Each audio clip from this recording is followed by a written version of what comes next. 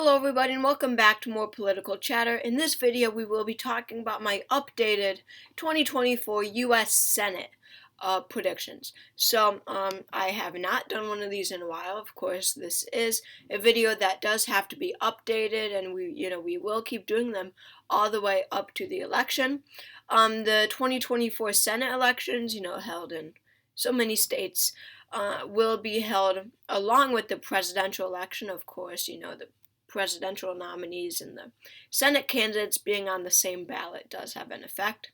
But there are many competitive races nationwide in 2024, and it will definitely be interesting to see how they go, being held with the presidential election. So the Republicans start off with 38 seats, Democrats 28. So Democrats clearly are off to a disadvantage, and there will be 34 Senate races in 2024. So with that being said, let's get started with this video. We will start with safe Democratic states. These states are states that I think will be decided by a 15% or larger margin. That's Hawaii, Mazie Hirono. Alex Padilla we have in California. He succeeded Kamala Harris when she left. Let's see. Bernie Sanders, if he does run again, safe. If he doesn't run again, still safe. Even though Bernie isn't independent, it will still be, just know that he isn't independent, but I'm putting it as Democratic because he is part of the Democratic caucus. Maine is not normally a safe Democratic state, but Angus King is not like, most Democrats. He is a very popular senator, also an independent, keep that in mind, but also caucuses with the Democrats. Elizabeth Warren in Massachusetts. Sheldon Whitehouse is up in 24 in Rhode Island. Chris Murphy in Connecticut. Delaware, someone. And then just today, the 79-year-old Ben Cardin, the senator from Maryland, announced that he would not be running for re-election in 2024. So that's big news. It doesn't really matter who succeeds him. So that one's kind of interesting because Larry Hogan might run, if he wants to, and that would narrow it down to a likely margin. But at this point, I really don't think he will run. I think that it will be safe. And Amy Klobuchar in Minnesota is immensely popular. She wins by a safe margin. And that's going to be it. Now we have likely Republican states. Let's get into that. Wyoming, we have John Barrasso. North Dakota, John Hoeven. No, not John Hoeven. Kevin Cramer, I believe anyway. Nebraska has a special election and a regular election. Deb Fischer wins the normal, and then Ben Sasse is retiring in the Senate election, and then the former governor now, Pete Ricketts, filled that seat. Tennessee, Mississippi, Marsha Blackburn, Roger Wicker. Indiana, we have Jim Banks. He will be Mike Braun is retiring, so he'll be the new senator. Mitt Romney in Utah, and that will be it. So that puts Democrats at 38 seats, Republicans at 46 seats, so Democrats made up a little ground, but not much, only 2 seats. Now let's get into likely states. So these states will be a bit closer. These are states that will be decided by a 5 to 15% margin, starting with the Democrats. New York, Kirsten Gillibrand is really not that powerful of a candidate. New York has shifted, has been trending right so much since 2020. This one really won't be competitive, saying that, won't be as close as the gubernatorial election last year because that is a gubernatorial election. But Chuck Schumer won by 13. That's a likely margin. And Chuck Schumer, Kirsten Gillibrand is not even as strong of a candidate as Chuck Schumer. Washington, at this point, it could be safe. Won't go lean. Maria Cantwell, the incumbent, will probably win re-election. At this point, I'm thinking a likely margin. Same goes for Martin Heinrich in New Mexico. Both are very Democratic states, but I'm not sure if they will be able to get to that 15% margin. They are fine candidates, I guess, but nothing special. Kind of boring races. Bob Menendez in New Jersey. He won't have a hard time hanging on, But he does have a lot of scandal around his name. Republicans will, of course, make sure to bring that up. So it will narrow down to a likely margin, but it won't get much narrower than that. Virginia, we have Tim Kaine running for re-election. The thing is with Virginia, Glenn Youngkin is the only somewhat strong candidate that they could run against him, but still Glenn Youngkin is not going to run, probably. And they're probably going to end up with Hung Kao, who's an unsuccessful congressional candidate. He wouldn't be strong as he's already a proven loser. Virginia likely for the Democrats. And then we have, so Michigan, okay. So now we just have one more likely Democratic state. And you might look at this map and say, what? There's a likely Democratic state? Yes. I believe that Pennsylvania will be a likely state for the Democrats. Here we have Bob Casey. He's the incumbent running for re-election. And the issue with Pennsylvania Republicans is that they really don't have all that strong of candidates. And Doug Mastriano, he is considering a run for Senate. He's more than considering it. He's really probably going to get in the race. And he could win the nomination. I mean, the voters know him already. So, time will tell. The primaries, they're still far away. But that would just be disastrous for the Republican Party there. That probably won't happen. But even like Dave McCormick, he's such an elitist. He's rich, millionaire. No, they don't really have anyone. Kathy Barnett, obviously. So at this point, I'm thinking Bob Casey wins by a likely margin in Pennsylvania. Now we have likely Republican states, so again, 5 to 15% margin. First is Missouri, very Republican state, but Lucas Kunce is the, I shouldn't say presumptive Democratic nominee, but he basically is. He gets a lot of attention always. So Lucas Kunce is a stronger candidate than most, and he would put up a good fight against Josh Hawley, but still won't get that close. Stephanie Murphy is probably going to be the Democratic nominee for Senate against incumbent Rick Scott in 2024. Looking at Florida Democrats, I don't think that they really have much future. I don't see this race being that close. Rick Scott will hang on in Florida. I really don't know what else to say. Looking at Florida's voting record, they have been voting for Republicans consistently lately. Ron DeSantis won by 20, Marco Rubio won by 14? 16 or something, or 18. So, whatever. I think that Florida stays with the Democrats. And then we do have one more likely Republican state, and I believe that this state will be a flip. And you all guessed it, that's West Virginia. I think that West Virginia I think that West Virginia is a likely state for the Republicans in 2024. So we do have Jim Justice, the governor, running in the primary. He just announced a few days ago, and Jim Justice is a very strong candidate just because he is governor. He might not, he's popular. He might not be the best governor, people outside West Virginia might not think he's the best governor. But the fact of the matter is he is a well-known name in West Virginia, and he would cruise to victory against Joe Manchin. It is just such a Republican state. Joe Manchin will have a very hard time hanging on in 2024. But Jim Justice's primary opponent, Congressman Alex Mooney, is running a very tough campaign against Jim Justice. He is releasing new videos. He had protesters outside of Justice's announcement speech calling him a rhino. So that could get interesting if Mooney is the nominee. He wouldn't be quite as strong. This could narrow down to a lean margin, but regardless, I think that Joe Manchin would lose and Republicans would pick up that seat. So that's it for likely states. Republicans have 49 seats, 51 are needed for majority. Democrats have 44, so Republicans need 2 more. Dems need 7 more. So now let's get into lean states that will be decided by a 1 to 5% margin. Let's do that right now, starting with the Democrats. Wisconsin, I think that Tammy Baldwin hangs on by at least a lean margin.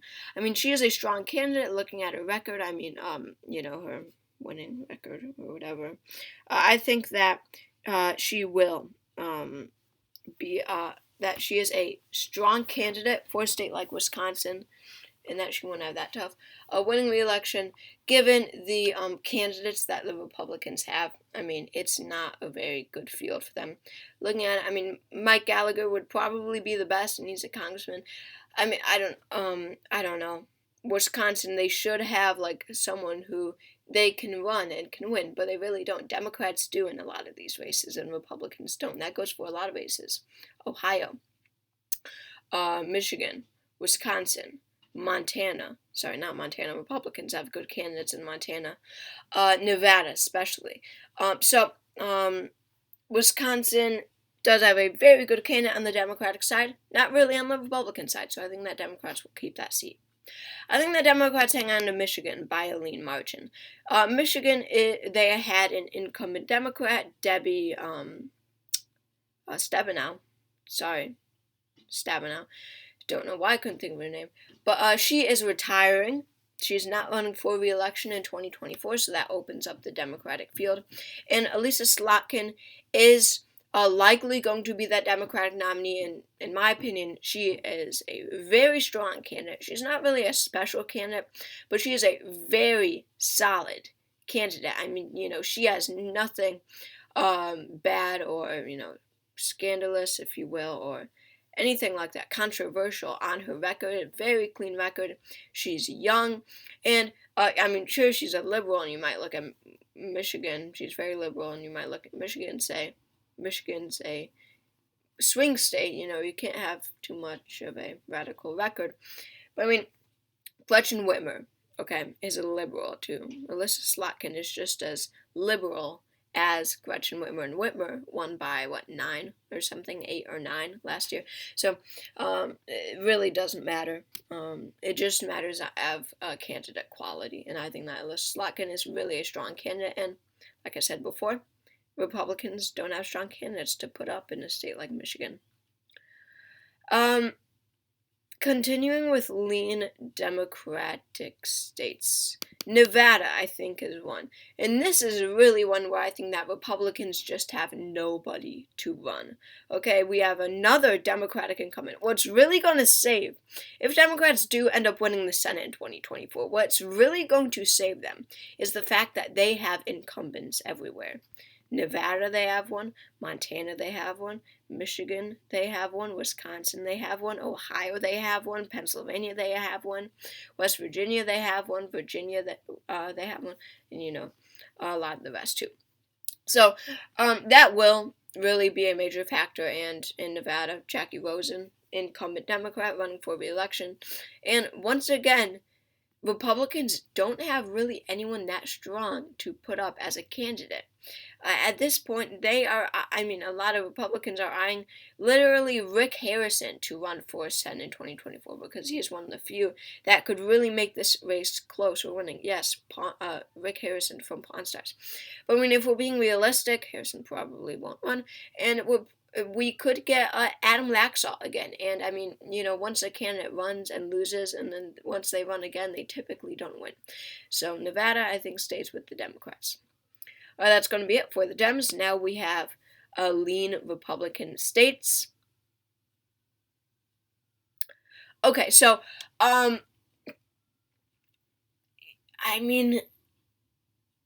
wow. This is really getting tough. We still are so far. And I do have some, so this is important. So the issue with a lot of these predictions is there is still so much time until the primaries, because looking at states like Ohio,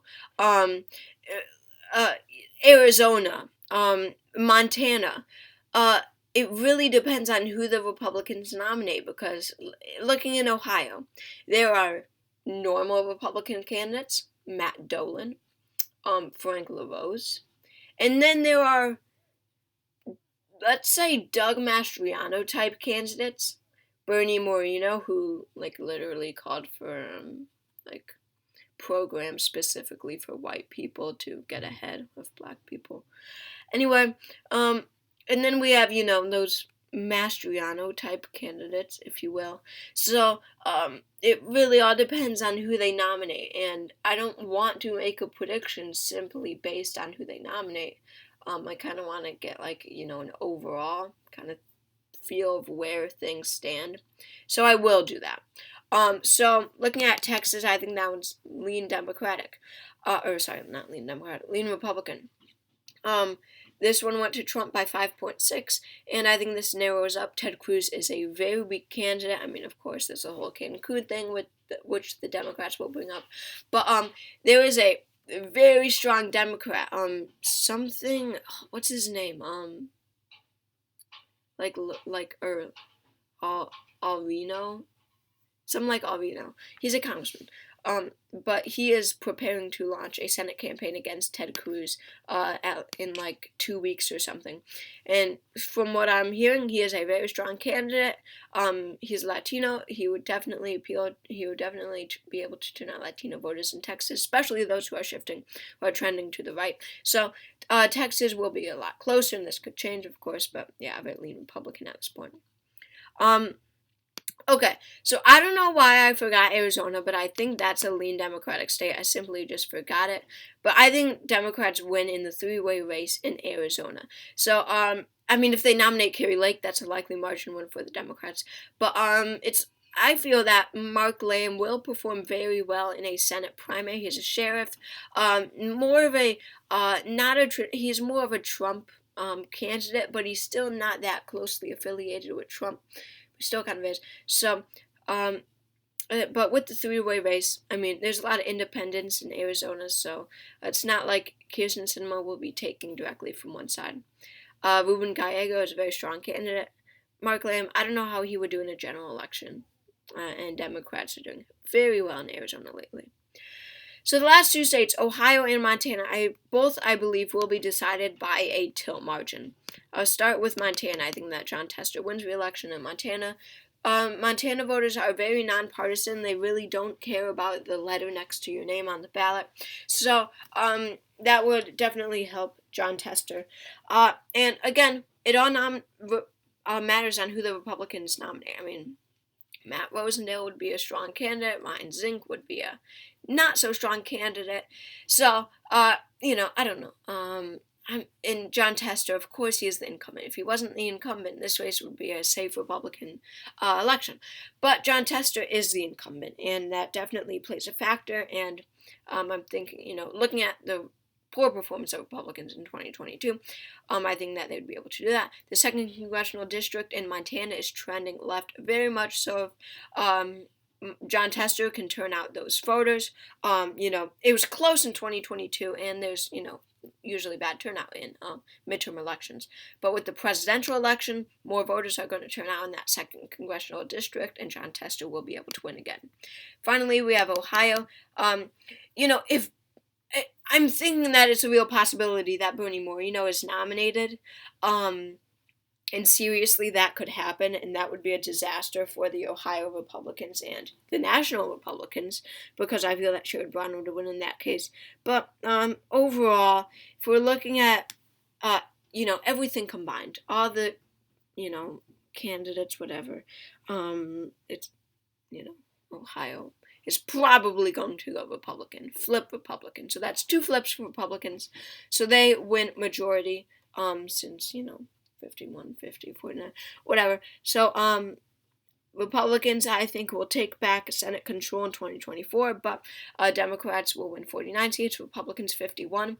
But seriously, Democrats could win Ohio, and they have Senate majority, 50-50, because I think that Biden does win re-election. So, and then, the tie-breaking vote and everything. So, it still so much time to go. And so much could change. That's another thing. Some people in Ohio vote a different way and Senate controls change. So you get the idea. So thank you all for watching this video. Make sure to subscribe to my channel if you haven't already. That'd be great. Check out my new RFK Jr. versus Donald Trump election prediction. It's great. People are calling it my best one ever. I hope you all enjoyed, and I will see you all next time.